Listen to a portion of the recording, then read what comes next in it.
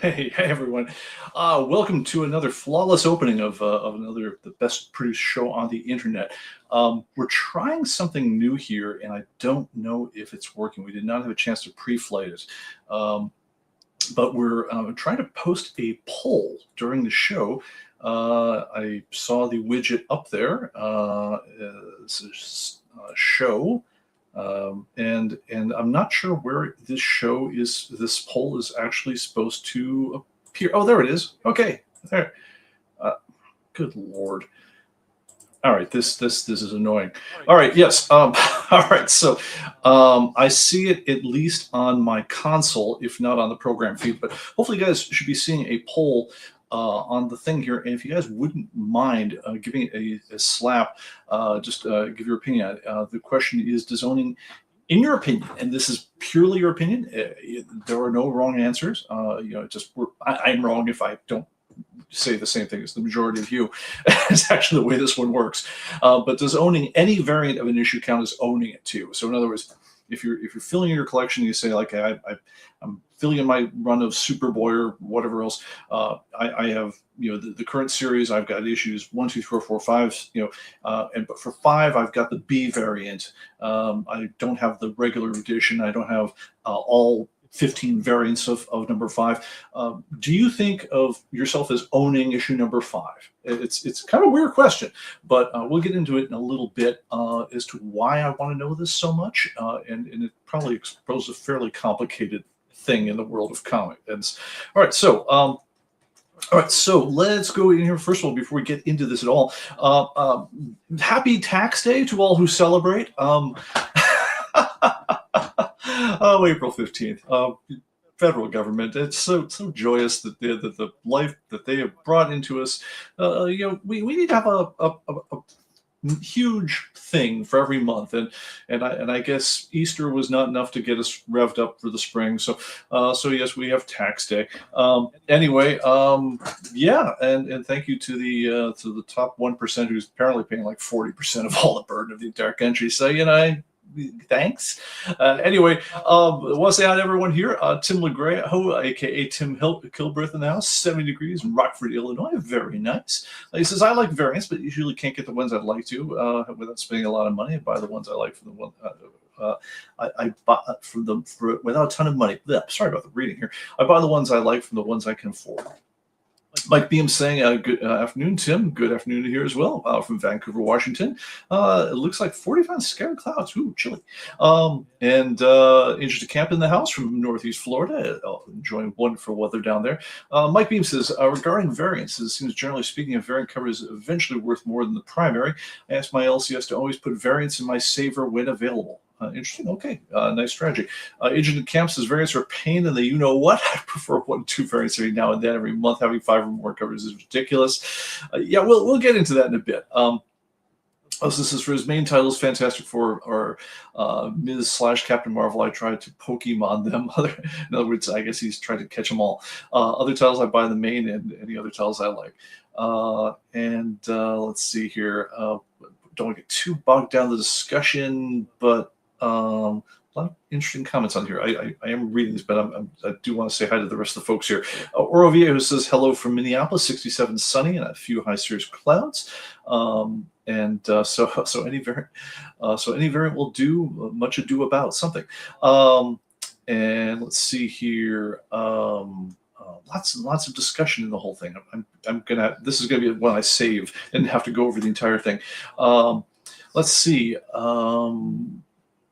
Boy, I'm sorry, I'm going over lots of comments. I'm trying to get to the main ones. All right, Robbie Weinberg, you're joining us from Toledo, Ohio. The old man does not care about variants in any shape or form. All A covers for me. It's all about the story for me. And dear Libby is saying hi from Roseville, California. Our moderator, Greg Hecht, is in the house, which, by the way, Showtime has actually got started on time. So thank you very much for that. Chris Prizal's joining us here. And Jet City Comics in the house. Jet City, I was just looking at your store on Atomic Avenue. And we'll talk about this because it's going to be getting a huge upgrade soon. You and everybody else, which is actually where some of this comes from. And let's see, a lot of people voting 1. I don't care. And type a number in the chat. They got it. So you can't find the poll. Happy fraud day.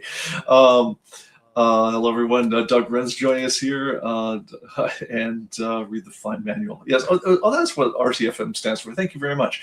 And Rich Scott's joining us as well. All right, so I think we've got it here.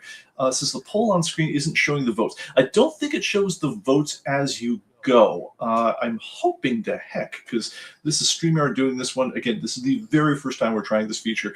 I'm hoping the heck at the end it lets me sum the whole thing. If not, I'm just going to go and take a notepad and go over the chat and see how everyone felt about the whole thing. But anyway, so let me go over some other news as we go. I'll sort of lay out the issue if I can.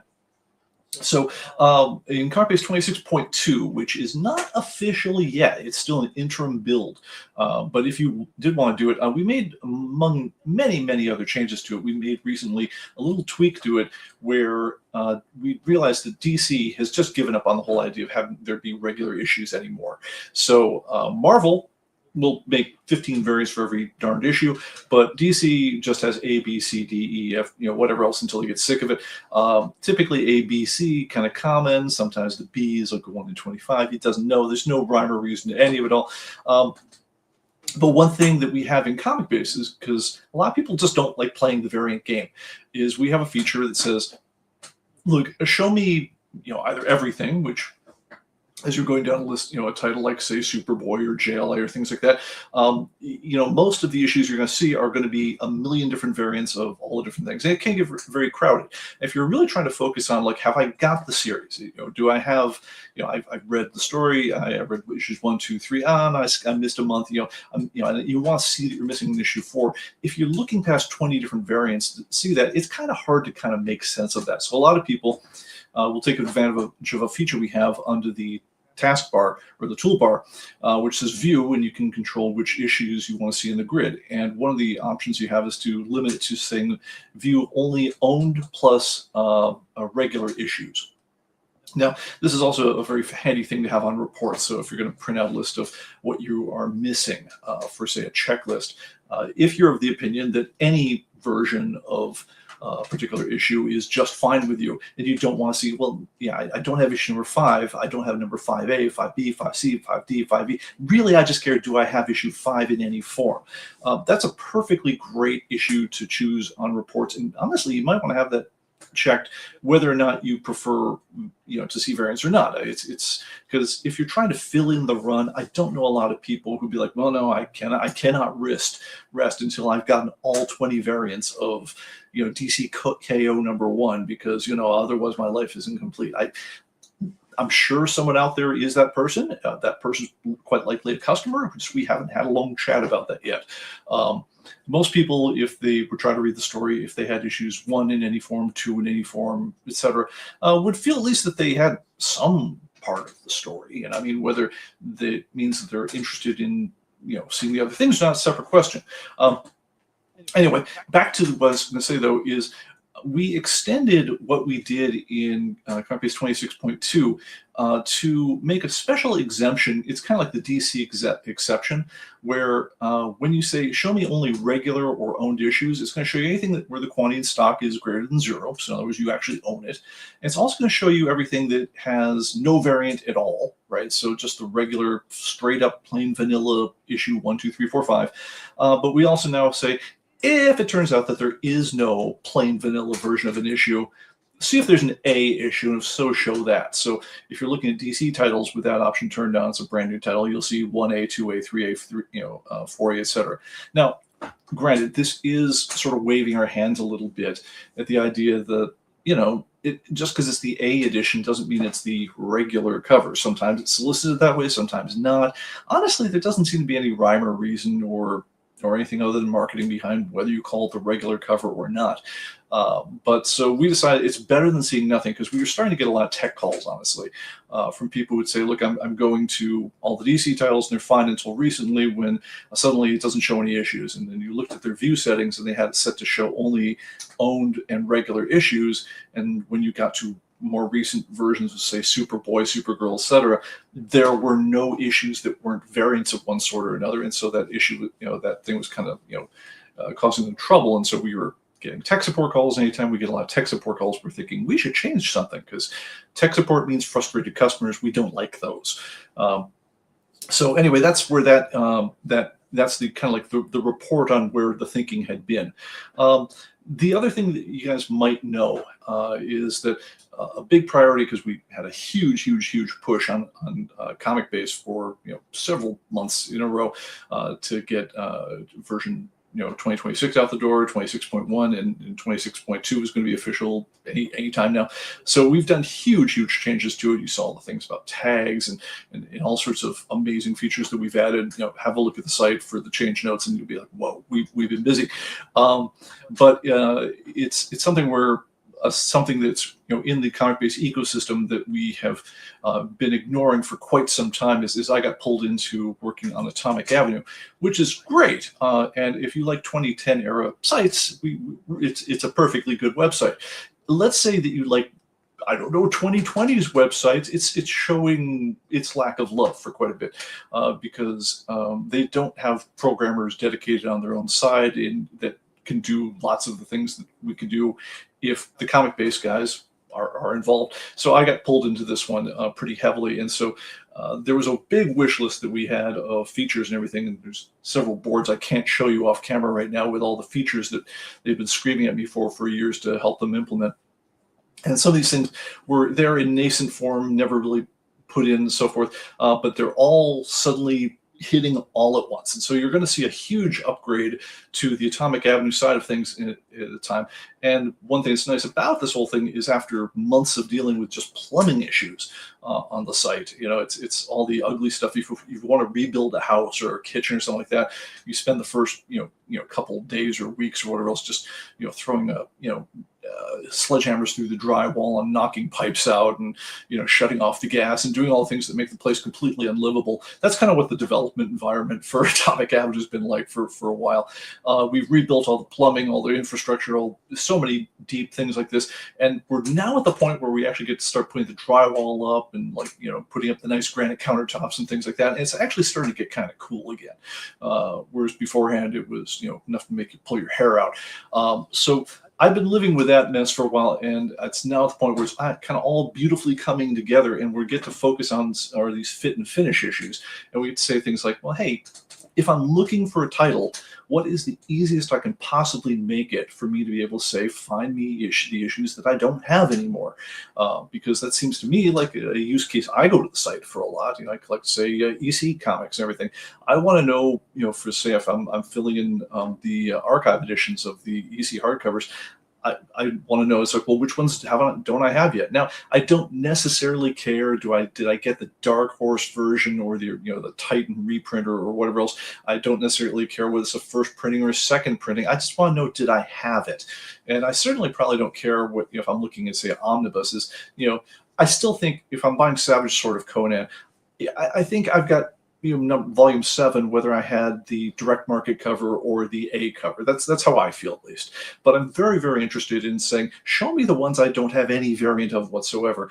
And because the comic market has gotten so heavy into variants, just do I have it, do I not have it, has gotten kind of obscured in the whole thing. And you wind up having to kind of pull up ComicBase with one hand and your shopping site in the other hand and kind of do this a lot to see what you're going. And that's not great. It's not a wonderful experience for anybody. And one of the things about e-commerce is the conventional thinking goes is the more fun you can make it to be on the site, and the more useful you can make the site to be, the more people will spend their money, and then everyone's happier, right? So that's at least the theory of the whole thing. So we got into this whole issue of there's the ability now, because you guys might know with the mobile application, the way the mobile application works is, I say this a lot, but it bears repeating. ComicBase does not necessarily, we don't here at Human Computing or the people at Atomic Avenue, they don't know what you own. That's not their business. It's, so forth. On the other hand, for us to do certain things that we want to do, to allow you to have certain features, you have to post it in some place where you can get to it from afar. So if you want to use the mobile application, you're not actually carrying your database, because the database is huge. You've seen it, it's gigabytes and gigabytes. You're not shoving that on your little tiny mobile phone. That's not a thing that happens. It's the worst possible thing.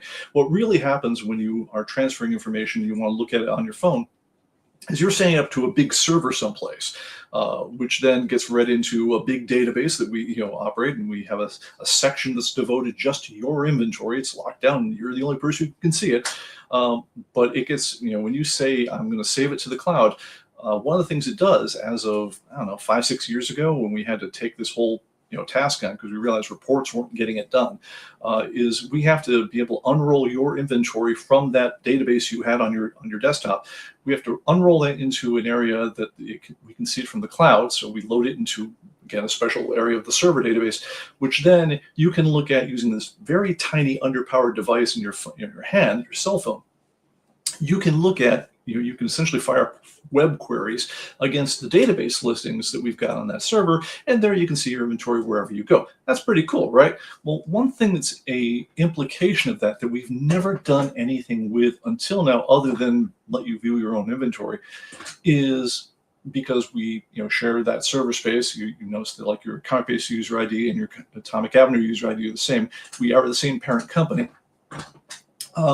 Is that it means the Atomic Avenue can know what you've got, right? Now, it doesn't use this to market to you, doesn't do anything else like that, but for the first time ever, we're actually making it possible for you from Atomic Avenue to say, hey, don't show me crap I already have.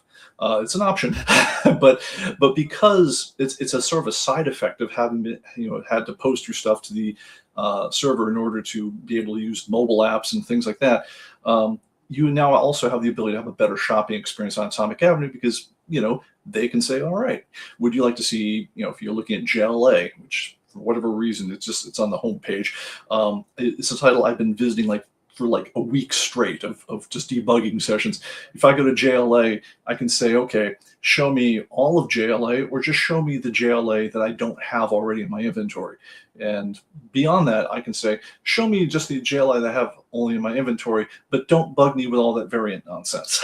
So that's where this is all kind of coming from, is when you're sitting there and you're trying to figure out what's the don't bug me with all that variant nonsense version of this. That's where we kind of want to get your opinion, is, when you're shopping, and these are all options you've got. It isn't anything locked in stone. You can turn it off. You can see everything exactly the way you're used to seeing it now, a million variants scattered all over the page, whether you've got it, whether you don't have it. All that stuff is still, that feature will be with us forever, because, among other things, if you're not logged into the site, then we really don't know who you are. So anyone coming in cold, or if you've never saved anything to the cloud, as far as we can tell, you have no identity to the system. You're just browsing as a rando. But anyway, if you are logged in, and we can say things like, okay, this is how I prefer to see the site, then we can actually persist certain search preferences right at the top. We can say things like, I in general like to see only items I don't have, or I in general like to see only regular issues. And so what we're trying to do is we're trying to figure out the sense of what those options should be. Now, you guys have probably figured out, because you guys are the smartest people on the planet in terms of figuring out all the intricacies of databases and things like that. I mean, I don't even want to go toe to toe with half of you on these guys cold, unless I'm really had a lot of coffee. But you've probably figured out that, there's all sorts of interesting edge cases to this whole discussion. And one of them is, it really centers around the question of do I think I've had it or not? Because what I'm really saying if I say, do I have it or not, is I'm trying to figure out what the parameters are for a really huge, it's like a 400 line long SQL query with about 1 million parameters. It's everything from like, are you filtering by, I only want to see things, that are, with a certain cover date or that are less than $10 or that are being sold by $5 or Jet City Comics or, et cetera. I mean, there's about 1 million parameters you pass to this whole thing. I'm looking at comics, magazines, et cetera. And so this vast soup of SQL, which is the language the databases talk, there's ways of saying, well, it's all a way of saying, how do I get to what I want? Well, one of the things you could say is, show me, if I'm looking at JLA, show me all the variants of that thing. Or if I say, show me, we're thinking the user need is, do I have it? Do I not have it? What I want to drill in from you guys is, if we give you a nice, easy concept like, show me just the things I don't have, right? See, that's easy enough to say. But what does it mean exactly when you get into it? Because it could mean either thing, right? If I really care about all the variants, right? Like if I'm not happy until, like the Pokemon, I've caught them all, having a checkbox there, which again, nice and understandable sounding, right? Sounds good. Like I can put it in the interface. It won't freak your mom out to have it there. If I say, don't show me things I already have, well, does that mean that I don't have that variant, or does it mean that I don't have anything from that issue number? And that's really the question what all hinges on. Now, we could expose, right? I mean, certainly if you could just turn the filter off, in which case you'll see everything. There's another more complicated way of phrasing the question, which is maybe a little bit more complete, but which I'm pretty certain would terrify your grandmother, or for that matter, most of us, which is to say, show me it grouped on whether it's exactly the same variant. I don't care about the variants, or whether any issue of the variant is the same, etc. I mean, we could get into all the particular cases of what that could mean. So if I'm looking at my missing copy of let's say I've got Superboy 5th series number 5B, right? That's the one I got. Somehow somebody got to the comic shop ahead of me and they scooped the A cover. I usually think of myself as an A cover type person, but I got the B cover. So the real question is, do I have a hole in my heart right now which says, I'm looking to fill in my collection? Do I feel like until I've gotten that A cover, I'm not happy? Is that a common thing? Now, I'm going to admit, in our meetings in-house, when we talked about this, we're kind of working under the impression most people are thinking, yeah, no, it could happen, but it's not likely, right?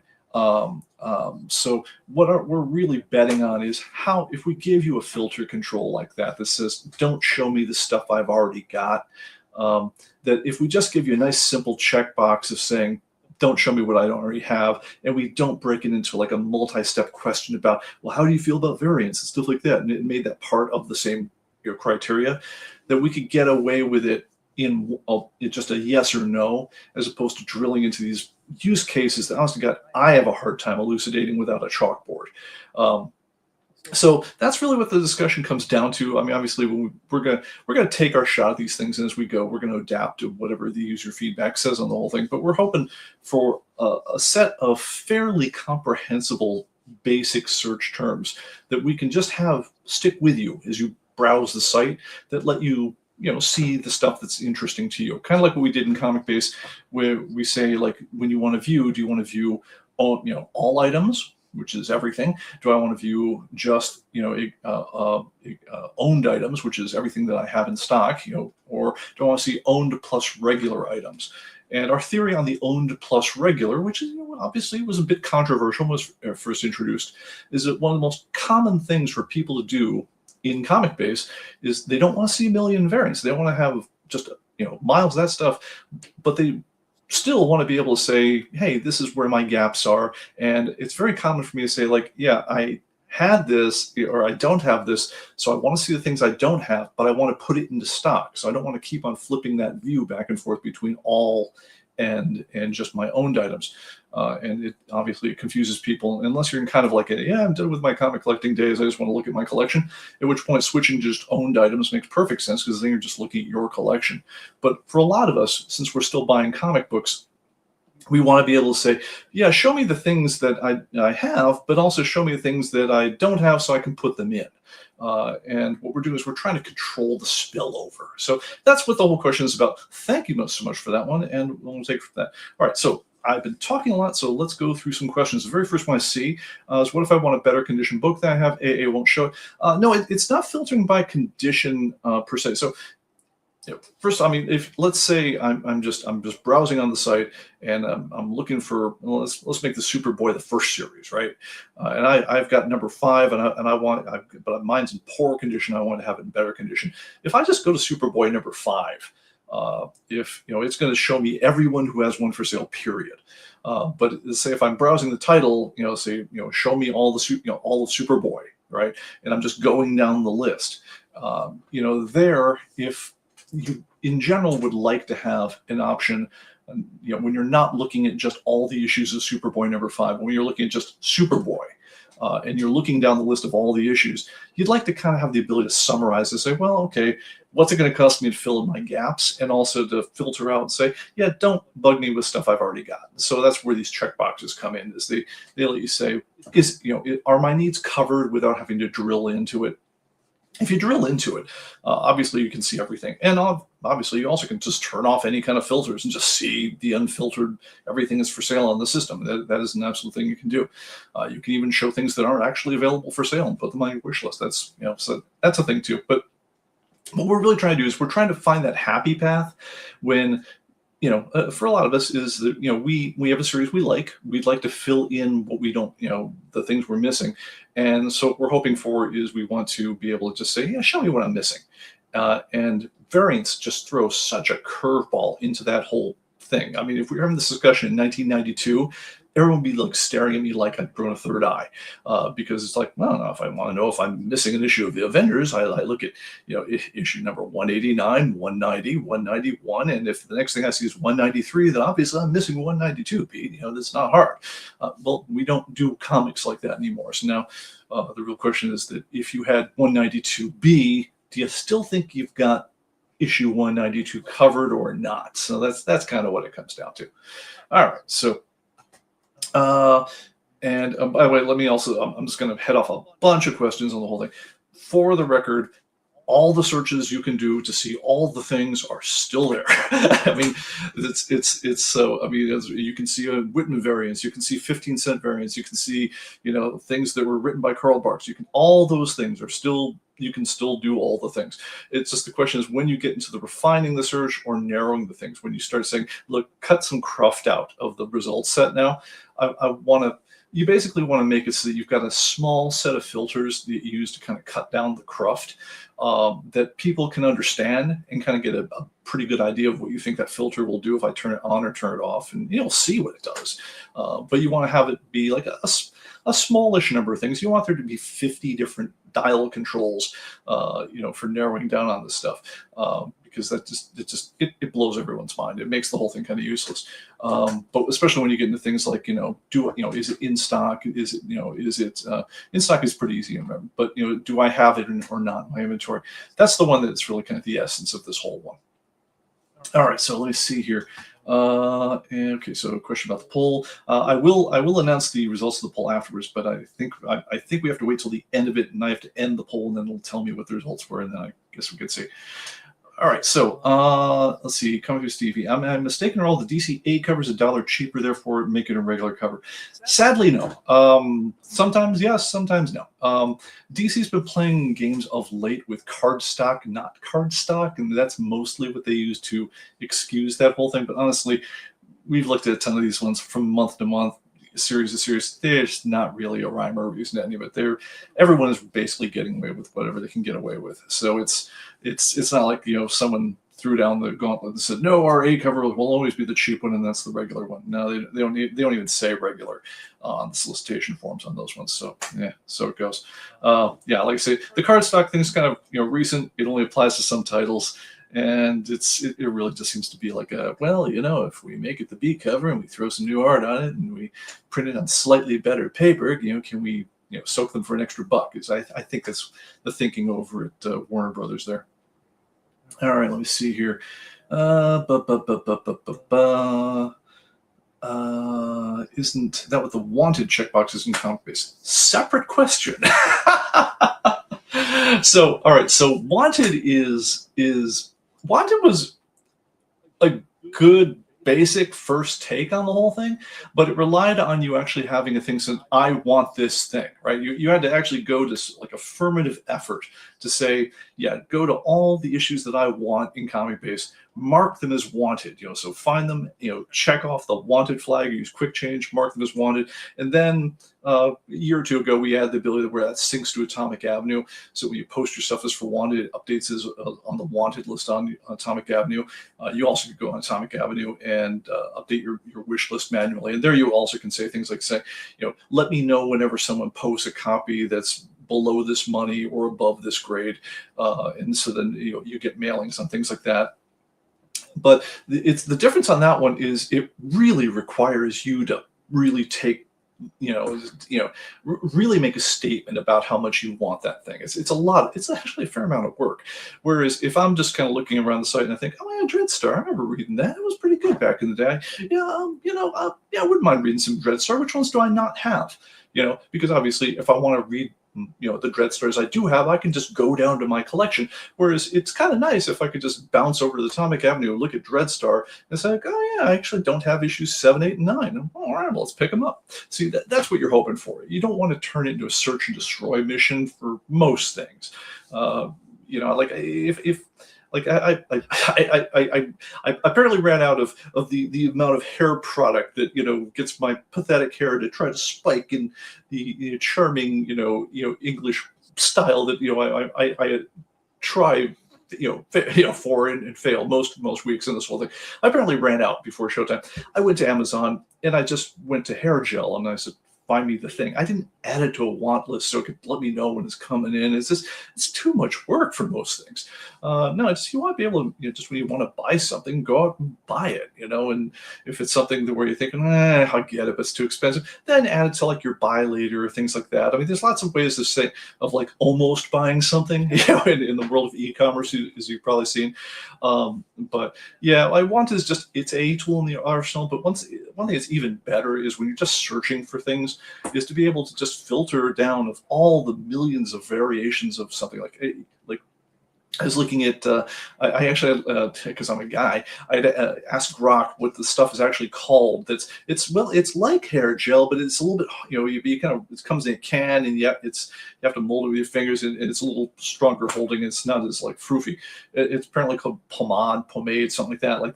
But anyway, I when you go and you Google that up or on Amazon, there's 50 different kinds of it, and I was told that you're looking for light or medium hold. Okay, so then you put in the word light and try to get the 50 matches down to 10 matches, and then it was like, do you want matte or shiny? It's like, well, okay, and so you want to through this whole process of the whole thing, but you want to be able to very quickly find out of all the list of possibilities something you can execute the purchase on.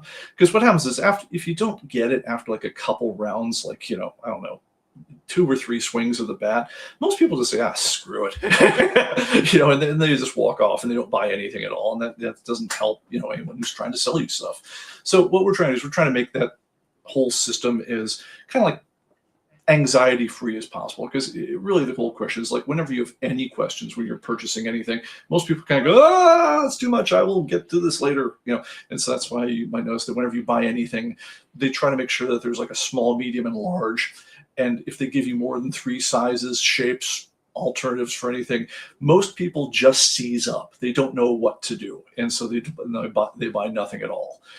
So yeah, that's a thing. ComicBase TV says any UPC that ends in 1-1 is the regular cover. It means, technically it means it's, so if you guys want to know, UPC, let's see, do I have one in Easy Grasp? Sure. Not sure if this will read on screen. No, actually absolutely won't. Let me go ahead and pull up something from ComicBase. And we'll do the little bit of barcode edumacation as we go here. Hey, and look, my switcher's working today, guys. This is a miracle. But let's have a look at Batman number 0 here. If you guys look down at the barcode down here, right at the bottom. So 769-61941. If you guys know this one, that means DC Comics. 20005. That means Batman. So now it doesn't mean Batman other than DC just kept a stock number in house, and they said anytime we do a Batman, it's going to be 20005. And then we got, I'm not sure if that's part of it or if that's a check digit. I keep forgetting. But this last block of 5 is where all the action is. 000 means this is actually issue 0, which, as it turns out, it is. Not common, but I just happen to click on issue 0, so there you have it. The next 1 over here means that this is the first variation. It doesn't mean the regular one, it means the first one. So you could say that the number 1 is the most regular, but when you have 4 things that are all equal scarcity covers, which one's regular? I don't know. It's the one they put there. Most of the time, that one will become the A cover. As much as anything is because the software we use that we've built to ingest the DC order form, because it kind of comes in a random order in the file. With the DC order form through Lunar, I believe there's a separate field which says what they think the order of the covers is. That field, I want to say it exists in Lunar, but it doesn't exist in Penguin or vice versa. I could be getting that wrong. But we, when we're looking at it, pay a lot of attention to this first one. And whenever we have to assign the A, B, C, etc. cover, or if it's Marvel and they have one that isn't called A, B, C, it's just called issue number 0, that one is the one we'll have. And then the one that's after that, this one at the top, or it would be on the right normally, that's meant to be the printing. So that's secret stuff inside barcodes. It's something we keep on going back to. So yeah, that's the one that we will typically call the A cover. But like I say, it's a matter of some dispute sometimes, because what do you do when the A cover, B cover, and C cover are all equally likely? And the answer is you kind of assign one, and that's what we did. So all right, so let me see here. And it just says I use one all the time. Yeah, no, one is there for you. Bushwhacks, the crew area. Yeah. I'm a dude. Looking at hair product is not something I have a lot of background on. So it's just like hey, where'd the stuff go that I usually throw like this much into my hair right before I go on air, just so my hair isn't just doing the usual floppy going everywhere thing right beforehand. And the answer was it disappeared because there are women in the house, because that's a thing that happens. And if you're married, you know what I'm talking about. Okay, so that is the question on that one. Thank you so much for letting me bore you about this one. This is what we're thinking of with the whole thing.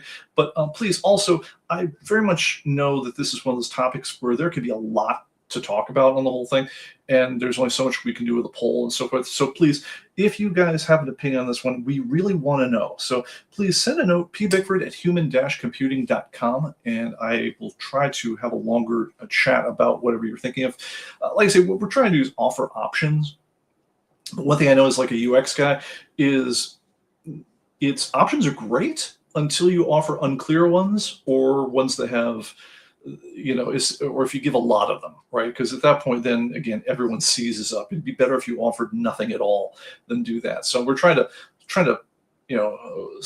walk a fine line on this one with a topic that's actually, when you actually get into what the implications are to that 400 lines of SQL code, are actually insanely subtle and complex. Yeah, we're doing what we can on that. So let me know your thoughts. Okay, other things that are interesting. And I have another question for you, because this apparently Q&A last time it was you guys asking me questions. This time it's one where I do nothing but ask you guys questions. Question number 2, and this has something to do with well, you guys probably noticed that we've really been laying on a ton of content of late.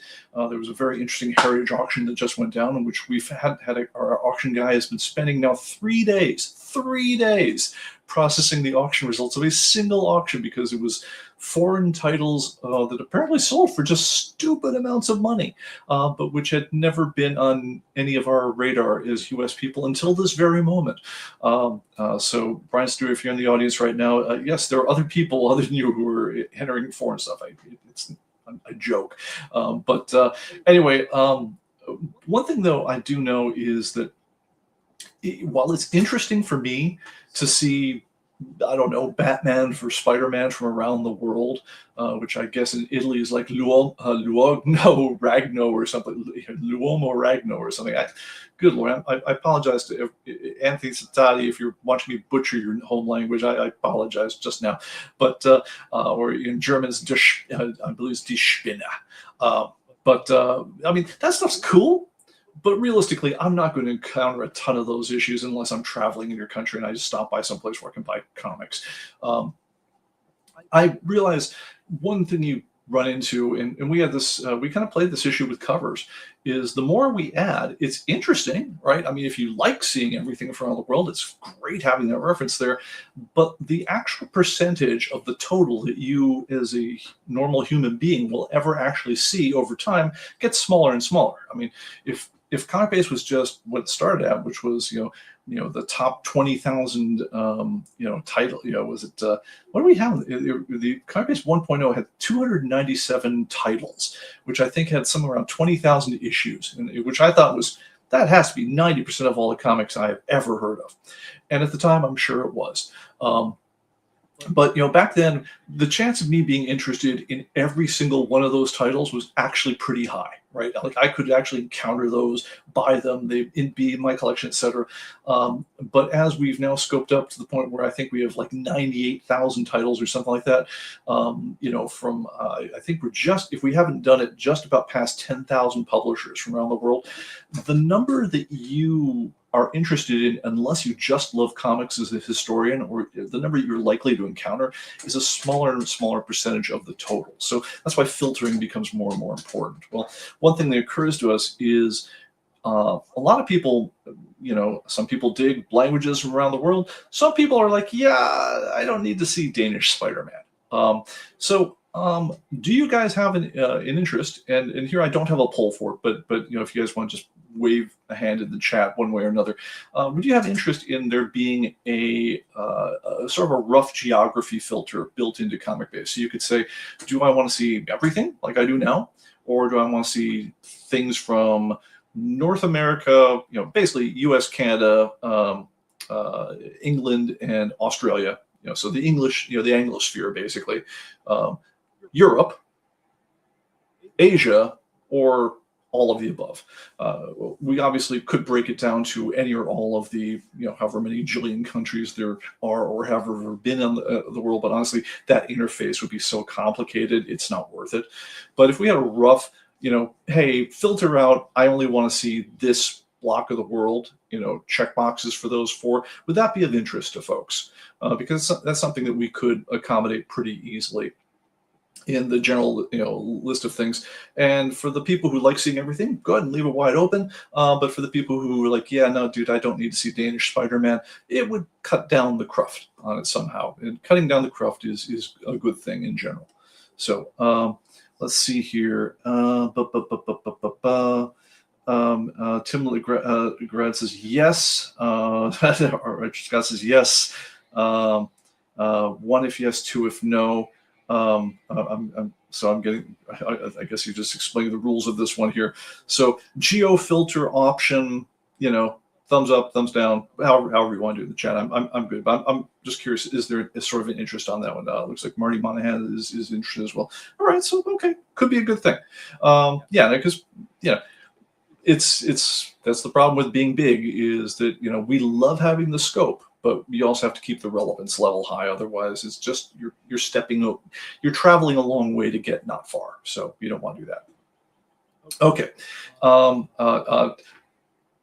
Yeah, and Greg makes a good point. If you're typing ones or twos, you could mess me up. So if you haven't already voted on the whole national thing up or down, I don't know. Just say national yes, your national no, whatever. Well, I'll figure it out. But anyway, thank you. I'm looking for sort of a general sentiment on things, because, like I said, we have to take a shot if we offer the feature at all, is to whether or not there's interest, and then we have to try to see an initial implementation on it, and we're hoping we're somewhere in the right neighborhood so we can correct from there. I don't want my first shot to be something that pisses off 90% of the people who look at it. I mean, that's not a helpful thing. So yeah, okay, so that's about it. Okay, okay, and I think because I've been talking a long time on this whole thing. Oh, and Industry Camp says no, he likes the way it is. All right, cool. One thing that I've been asked to recap from last time out, which is that we have made an announcement that we are indeed discontinuing disc-based versions of ComicBase. This ComicBase 2026 Metropolis is the last one that you'll be able to buy on a disc. It's it's a long time coming, but the thing that pushed it over the end, honestly, is just math. It got down to the point where even using the mighty power of dual-layer Blu-rays and multiple copies of them and everything, we have so many covers in the current versions that we cannot get them onto optical media without doing horrific violence to the images involved. And so we introduced a trick a while back where we have a archive. It's basically about 10 gigs in size that you can immediately download right when you first hit the program, and that puts small versions of the images right on your desktop. And so you're scanning down thumbnails, you see the little 256 pixel tall ones immediately, and the second you click on any one of them, it downloads a much higher res, a much higher quality version than we could ever have fit on the disc. And so we're just about at a big round number for the number of covers that we've got on here, which has made that problem even worse. But even then, we're starting to get actually static from people who bought it. Where even though we've been saying this for ages, that if you want to see the nice version, the way to go is do the auto download of the low res versions. Let ComicBase automatically download very high res versions of the ones that you actually are interacting with, and leave the rest of it as disk space you didn't waste. Because if you actually were to try, and honestly, we're not offering this either, if you were to download the full res versions of everything we have in our picture library, you'd need like a terabyte. And that is not a practical offering for anybody. So anyway, that is a thing. So, but just once again, officially, yeah, if you like physical media, and I do, but ComicBase, our last hurrah was 2026. So we still have versions available if you still want to grab your collector set of the last of the optical drives. But probably by this fall, I will be retiring. I'm actually going to get a fair amount of production space back in my life, because we will no longer be having to worry about doing the disk space things. But single solitary tear for the end of an era on that one. But honestly, I do like where we're going in terms of like I like really good looking images, and it was breaking my heart seeing what we had to do to them to get them to fit onto discs after a while, because we want it all, but we also want it to be pretty, and we want to keep the standard up. So in order to do that, we have to do it the only way that makes any sense at all, which is to embrace internet downloading on that. So that's how that went. All right, so let me see here. Oro Viejo says, filters of interest only if the huge volume of foreign books slows down my regular stuff. Yeah, it doesn't really slow it down. It might make you look through more stuff in order to get there. Like I was looking at, I think Batman today, I was on a tech call with a guy, and he was mentioning Tarzan. He's a very old school guy, and he just wanted to go to the Tarzan series, which Tarzan, you might know, was already split between a run that was at Dell, and then went to Gold Key, then went to DC, then went to Marvel, and that was back in ComicBase 1.0. It was one of those ones. But Tarzan also is like one of those iconic. I guess before you had cowboys, Tarzan was the bee's knees, because everyone around the world embraced somebody that basically is Tarzan, or may as well have been called Tarzan's, because it's so clearly the same character. And as it turns out, that the first like 10 versions of Tarzan that were in there were all things that were from alphabetically low named titles, that were all from like Albania or or Brazil or things like that. It's like, this is starting to really get in the way a little bit. It's making you type a little more, and that's not a lot of fun. So yeah, if we can keep the confusion down, that would be of interest to me. I think we can do the performance so that I think we can do the search in a way that isn't going to slow anything up in a way that anyone's going to know. I mean, this is one of the payoffs from having done so much work over the last year or two of just fine-tuning the database performance on this one to death, is that we can throw that kind of filtering into the whole thing. But it's a thing that we could do. All right. And ComicBase TV said, "Do we lay off the disc making guy?" No, it's funny. The disc making, once upon a time, that was like a job for a guy. It was never a full-time job. Unfortunately, because the shipping moved with me, this making became something that we had to handle on at the Franklin, Tennessee end of things. So pretty much, if you knew me, and I'd ever paid you money for doing something at one point or another, I probably at some point paid you for assembling discs. That's just the way that one of the this job tends to shake out. But yeah, no, I look forward to having that workspace back. I mean, maybe I'll set up a knitting table. I don't know. I don't knit. Anyway, I get out my soldering iron. That's what it'll do. Yeah, that would be a thing. But yeah, it's weird because over time we've actually ramped up the production equipment we use for making the stuff. We've we've actually gotten really efficient about how we do it, and it's going to be weird when all that stuff goes silent for the last time. But it's embrace progress, man. We'll take it from there. Okay, well, anyway, that's about all I want to say for now. I'm going to handle other questions on next live stream. I have a bunch of announcements coming up, but I'm not going to steal my own thunder on that one because we have some really cool things that I'm going to be able to show you very shortly. And but I know I'm not allowed to show you anything on Atomic Avenue until it has gone public, so I don't get to just whip out my development environment and show you what's coming. But I will be able to show you the real stuff for quickly.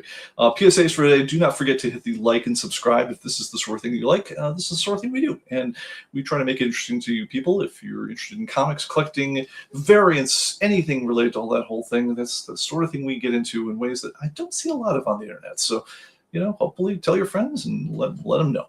Also, don't forget we have a dedicated message board on forums.comicbase.com, so you can request topics, live stream topics, and so forth. And don't forget about Atomic Avenue, which is soon about to get a major upgrade. So check that out, and we'll hope to see you all there. And Jet City Comics, you're still with us. You're gonna really like what we're doing to the look of stores, and pay attention to your store graphics, because we had that in a very primitive form beforehand, but if you've got ways that you want to dazzle up your store and everything, there are going to have ways to make them shine quite a bit better. So that's about it. And Steve Desert says, I can hear your CPUs giving a huge sigh since we won't have to go through the multi-run compression process. Yeah, that is true. Ironically, we still have to do, it's about a 3-hour compression process to compress the mini thumbnails for everything, but that's only one set. We don't have to do like the 4K version and then run the entire library over the course of like 3 days straight in order to try fitting them onto discs and make sure that everything's less than that. So yes, no, it's I would joke that I'd use them for crypto mining, and now maybe I'll stand up my own AI model with them instead. But we'll take care of it.